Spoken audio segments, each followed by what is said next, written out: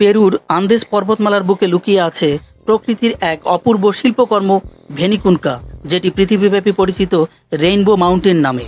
সমুদ্রপৃষ্ঠ থেকে প্রায় ৫,২০০ মিটার উঁচুতে অবস্থিত এই পাহাড় যেন রঙের কারুকার্যময় ক্যানভাস।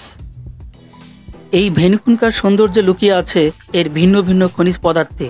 লাল, সবুজ, হলুদ, নীল এক একটি স্তর তৈরি হয়েছে হাজার হাজার বছর ধরে ভূতাত্ত্বিক পরিবর্তনের ফলে। এখানে শুধু পাহাড় নয়, আন্দেসের গ্রামীণ জীবনও ভ্রমণকারীদের মুগ্ধ করে।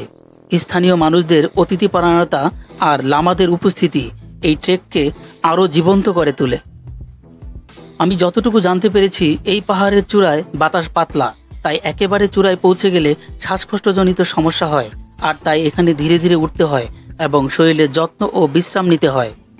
এই ভেনিকুনকা শুধু একটি পাহাড় নয়, এটি প্রকৃতির এক বিস্ময়, যা একবার দেখলে চিরদিনের জন্য মনে গেঁথে থাকে।